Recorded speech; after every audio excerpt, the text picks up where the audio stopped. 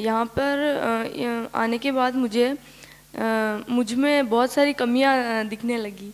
जैसे कि मुझे क्रोध बहुत आता था पहले, गुस्सा अभी भी है, ख़त्म तो नहीं हुआ, लेकिन ये समझ आया कि इसमें जैसे हम बोलते हैं ना कि गुस्सा कोई दिला रहा है, तो अब समझ में आया कि गुस्सा कोई दिलाता नहीं, वो हमारी योग्यता की कमी होती है।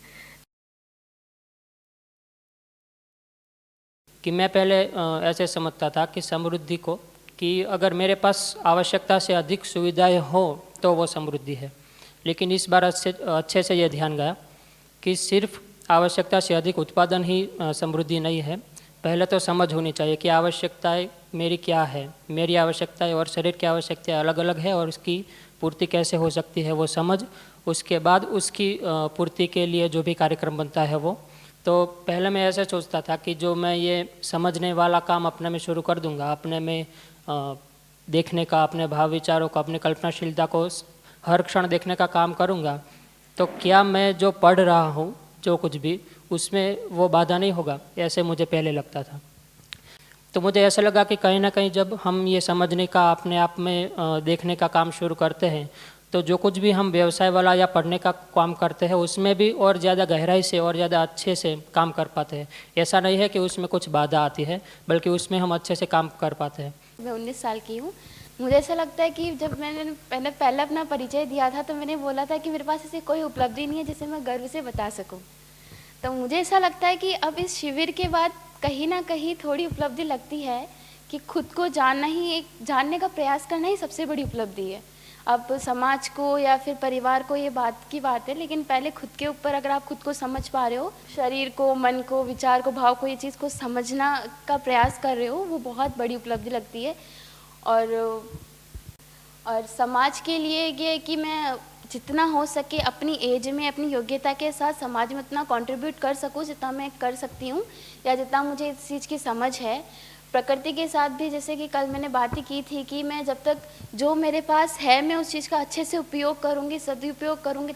किसी भी परिस्थिति में हम माता पिता पे चिल्ला दिए तो हम अपने आप को एक्सक्यूज़ देते हैं कि इस पीढ़ी में, इस उम्र में, इस आयु में तो गर्म खून होना ठीक बात है, आक्रोश होना ठीक बात है।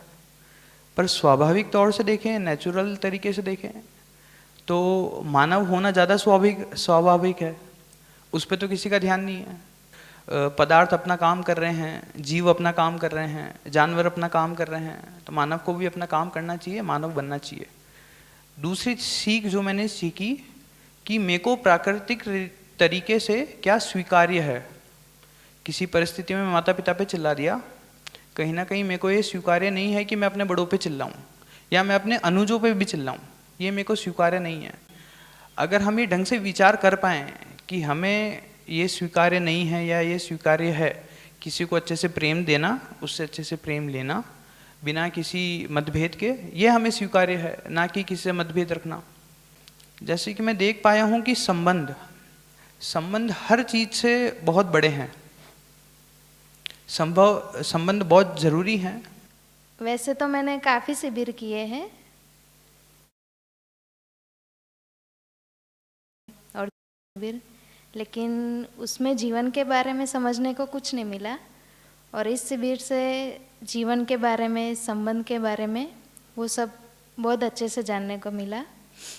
इस शिविर से मेरे को सबसे बड़ी बात तो ये लगी कि किसी का सवाल था कि मैं को कैसे जाना है, तो उसका वो सवाल मेरे माइंड में भी था ही, पर कभी ऐसा बाहर नहीं निकल पाया, क्योंकि मुझे लगा था कि ये कहीं ना कहीं मुझे ही चेक करना पड़ेगा कि मैं खुद को कैसे जानूं। तो भैया ने अच्छे से बताया कि फिर उसके बाद कल जब मैं सोच रहा था तो कुछ 3 विचार मेरे को दिखे थे अपने विचारों में। तो मैं उस टाइम ये डिसाइड कर पा रहा था कि कौन से विचार को मुझे होल्ड करना है।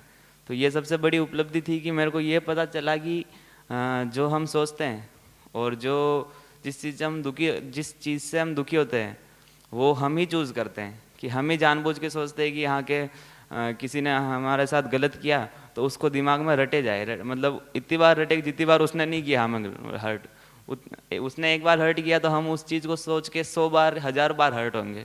हमारा दुख का जिम्मेदार भी हम खुद ही होते हैं और हमारे सुख का जिम्मेदार भी हम खुद ही होते हैं। मैं अपने विचारों पर ज़्यादा ध्यान रख पाऊँ, कि विचारों को देख पाऊँ और उसमें किससे ड्रिवन हो रहा है मेरा विचार, कि मेरी मान्यता से ड्रिवन हो रहा है, मेरे संवेदना से ड्रिवन हो रहा है, या मेरी समझ से ड्रिवन हो रहा है। तो उसको मैं सबसे अच्छे से देखना चाहता हूँ अभी, क्योंकि लगभग सारी प्रॉब्लम्स जब हम अपने विचारों में देखते हैं तो या तो वो संवेदना की होती है या हमारी मान्यता की होती है। कुछ चीज़ें ऐसी होती है ना कि मैं जैसे कि हम कंपटीशन की हो या कोई भी लक्ष्य की अगर हम सोचते हैं तो उस लक्ष्य पे जाने के बाद हम ये सोचते हैं कि हमें खुशी मिल जाएगी, जबकि ये लक्ष्य ऐसा है कि अगर हम 2 महीने भी अगर अच्छे से अगर या 5 महीने भी अगर इस पर अच्छे से ध्यान देने लग जाए तो हमें खुशी का एहसास उसी टाइम से हो जाएगा। उस जर्नी में खुशी है, उस लक्ष्य पे खुशी है। कितनी अच्छी बात है।